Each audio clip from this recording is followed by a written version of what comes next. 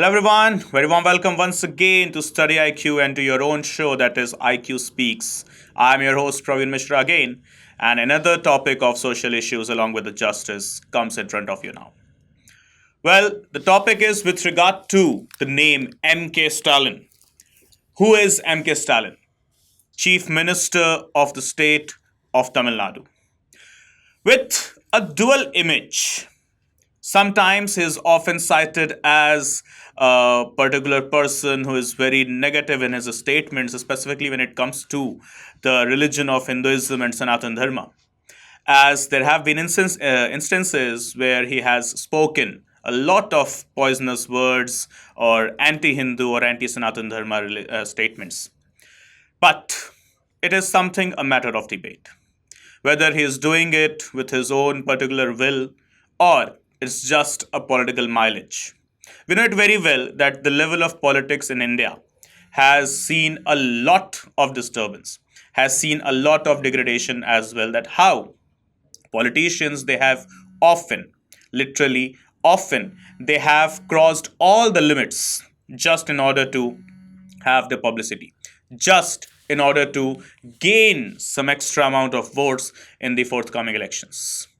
So it's not just MK Stalin who spills poison or venomous statements against a particular community, religion, or a sect. It's many of them, from Asaduddin Owaisi to Akbaruddin Owaisi. And apart from that, many of the people from the incumbent government as well as other political parties, we have got end number of names.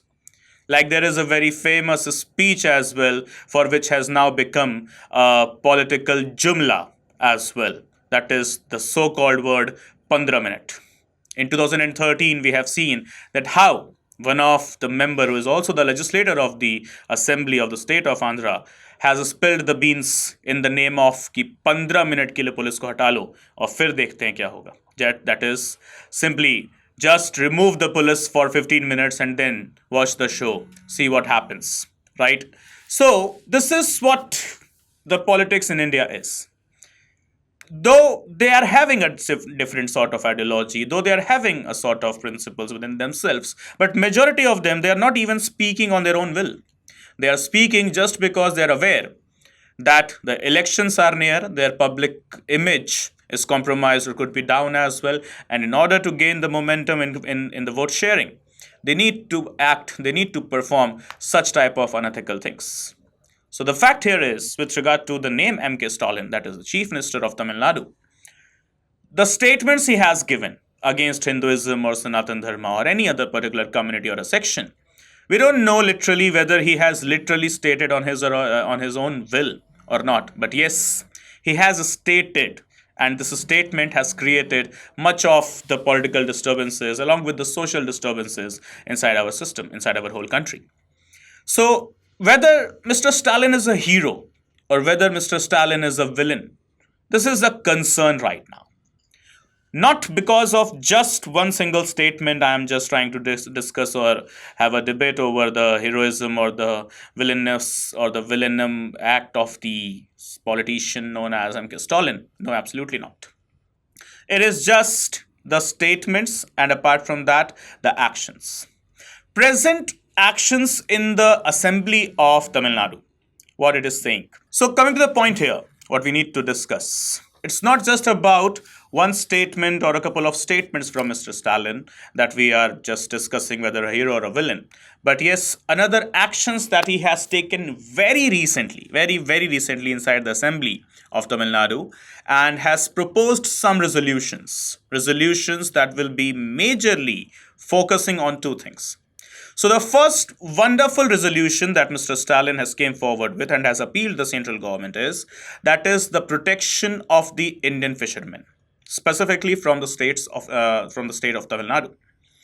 Indian fishermen, those who have been just crawling through the Indian Ocean as well as the parts of the Bay of Bengal and the Arabian Sea. We know that there is the strait, Park Strait, between India and Sri Lanka. And the Park Strait between India and Sri Lanka is having a very wonderful island between themselves, is termed as Katchatheevu Island. What is this Katchatheevu Island, first of all? Let's go ahead with the facts of UPSC CSE that is needed in UPSC CSE. So Katchatheevu Island, first of all, it has emerged in the year 14th century, in the century's 14th century, that is basically. Because of some volcanic activities, this island emerged out of the sea, over the waters. Initially, this island was part of the Jaffna kingdom only, till 17th century. But in 17th century, the island was taken in control by the Ramandari Zamindari system of the Tamil Nadu or the Madurai region, basically. And it continued to be part of India till 1974, when in the year 1974, India and Sri Lanka, they signed the Maritime Boundary Agreement. And because of that agreement, Katchatheevu Island was given to the country of Sri Lanka, right? So right now, Katchatheevu Island is in direct control of Sri Lanka. So basically, it is the Sri Lankan territory. But as per the provisions of the agreement of 1974, Katchatheevu Island can be accessed by the Indian fishermen. Indian fishermen from wherever they are coming. From West Bengal, Odisha, from Andhra, from Telangana, from Karnataka, Tamil Nadu, whatsoever. Indian fishermen basically. So, they can access the Katchatheevu Island but do not have the absolute rights there. They can use it for three main purposes. And what are these purposes? Firstly, if they want to take some rest, that is a halt. Secondly, if they want to dry up their nets. And thirdly, from 20th century onwards, a very wonderful festival takes place there annually in a church that is the only standing structure in the Katchatheevu Island, which is known as Saint Anthony's Church. So every year, a festival takes place into the St. Anthony's Church, and make it clear, guys, the only standing man-made structure in Katchatheevu Island is the St. Anthony's Church, right? So every year, a festival happens there, a festival takes place there, and people from both the sides, that is from India, specifically Tamil Nadu, and Sri Lanka, they do participate in the festival. Right? So the Indian fishermen, they have got these three basic rights over the Katchatheevu Island for the sake of access when we talk about, not the absolute fishing authorities they have been given. But the problem is what Mr. Stalin has also stated while just delivering the resolution is that in just the previous year, that is the year of 2024, around 542 or 43, means literally some 540 fishermen, they were caught by the Sri Lankan Navy. As because of the flow of the water or because of the weather conditions, they do, the Indian fishermen, many of the times, oftenly it happens that they cross the maritime boundary. And hence, what happens, the Sri Lankan Navy, on the grounds of suspicion, they do capture them.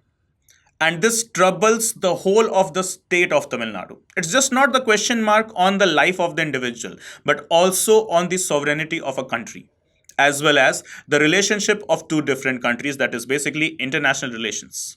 So it's a very big threat. It's a very big issue that needs to be solved, at the earliest. So MK Stalin's resolution for the promotion, safety, protection of the Indian fishermen, specifically coming from the state of Tamil Nadu, has just got the attention, or has attracted the attention and focus of applause as well from the whole of the India. And the second thing that is coming from the state of Tamil Nadu itself, that is another resolution by MK Stalin that has come, and it has once again attracted a lot of appraisal and applause from the rest of the states as well. That is his statement and his resolution on the upcoming Delimitation Commission. The Delimitation Commission, which is now under the purview or the scope of absolute criticism by majority of the states, that it will provide some uneven distribution of seats inside the House of People, that is the lower house, that is the Lok Sabha of the Indian Parliament. So let's just first discuss about what is this Delimitation Commission. This Delimitation Commission is empowered through Article 82 of the Indian Constitution. What is the word delimitation, first of all? Delimitation means fixing the seats into the legislative assemblies as well as the parliament. Apart from that, also defining the boundaries or the territories of the constituencies. So when I am defining the territory of a constituency or the boundary of a constituency or fixing the number of seats, like shuffling or reshuffling the number of seats, whether like adding the number of seats or like degrading or just subtracting number of seats, that is what is termed as delimitation. Okay, so whether I'm doing it in the parliament, in the union parliament, or whether I'm doing it for the sake of the state legislative assemblies. So this particular fixing the boundaries of the constituencies and fixing the number of seats, kind of enhancing it or degrading it or subtracting it as well. So this particular act, it is termed as delimitation. And the Delimitation Commission in India, it is first of all a non-constitutional body, but Parliament under Article 82 is authorized or empowered to have the body, that is the Delimitation Commission, established after every census, right? So the point is, the last census was about to happen in the year 2021.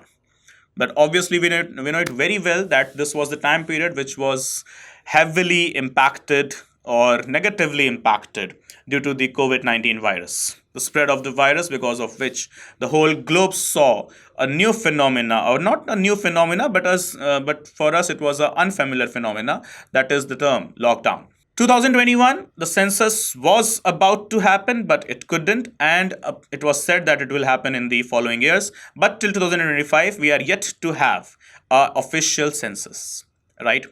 So it is said that the census will be done by the end of this year, and immediately by next year, as per the provisions of Article 82, the Union Parliament shall constitute a delimitation commission. A delimitation commission that shall be having particularly three people. Not three people actually, but from three different dimensions. Firstly, it will be led by the retired Supreme Court judge. Secondly, there should be someone who is known as the Chief Election Commissioner of India.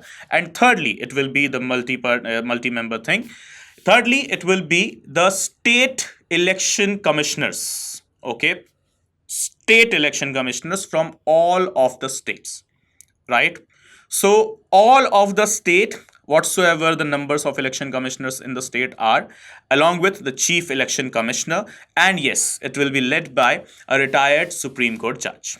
Okay, mandatorily not be the Chief Justice of India, just a retired Supreme Court judge is fine enough, right? So these are the three bodies, okay, that are inducted into the Delimitation Commission as per, once again, Article 82 of the Indian Constitution. So what is now the issue, or what is now the tension with regard to the new Delimitation Commission? Why is it a hot topic? Why it is a burning potato in the basket? So talking about the two exhibits or the two features of the Delimitation Commission. The first point, it says that the seats will be there. That is, that there will be no further enhancement of the seats. Okay, just the boundaries of the constituencies would be reshuffled. There would be just a type of a fabrication or a type of an alteration done inside the constituency's boundaries. This is what the Exhibit 1 says. But this is not the tension. The tension is Exhibit 2. According to the provisions, according to speculations, what the government has stated, what the government data has stated, that the new Delimitation Commission will be focusing on enhancing the number of seats in Lok Sabha. That is, presently it is maximum up to 542, and presently it is occupied by 543 members, right? So according to the new Delimitation Commission, the seats could enhance up to 848, right? This is what the government data has officially stated. Okay, so if the new Delimitation Commission is to be established, then this Delimitation Commission, if it follows the Exhibit 2 of the provisions, then it will enhance the number of seats of 543 in Lok Sabha to 848 in Lok Sabha. And now comes the tension part. Now comes the trouble part. And what is this trouble or the tension part? It is, will it provide the equal distribution of seats, or will it be having not so equal distribution? Because the protocols say that the number of seats in the states will be divided or will be enhanced or not in case on the basis of the population. So states like UP, Bihar, Madhya Pradesh, and Gujarat, these are the states which have shown good amount, a very great amount of increase in the number of population, as compared to the other states from south, specifically Karnataka, Kerala, Tamil Nadu, Andhra. These are the states which have not shown much enhancement in the population, in the figures of the population. So, this is what the concern is. The states like UP, it is having 80 seats in the Lok Sabha as compared to the other states. It is highest, right?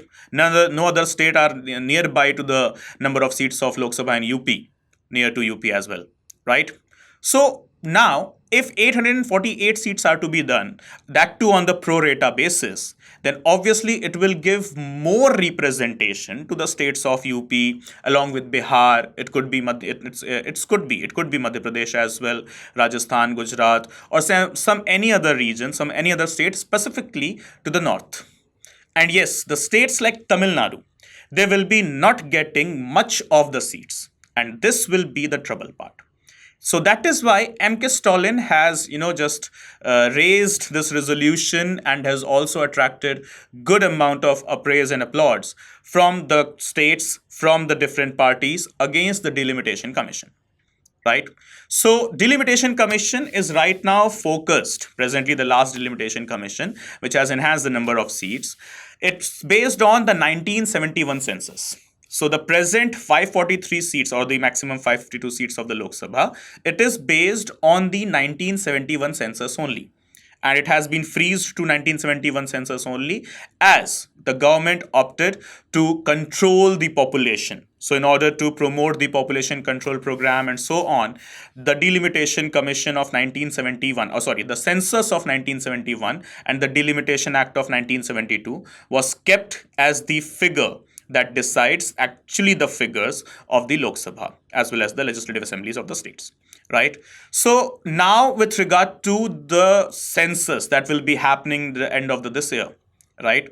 Obviously, there will be a population boom that is represented into the pages of the Uttar Pradesh, Gujarat, Madhya Pradesh, Bihar, and so on. So if it goes on the pro rata basis, so obviously, these will be the states who will be benefited with more of the representation inside the lower house of the people, that is Lok Sabha. So in order to provide equal distribution of representation throughout, or the even distribution of people throughout the nation, MK Stalin has passed a resolution against Exhibit 2 of the upcoming Delimitation Commission.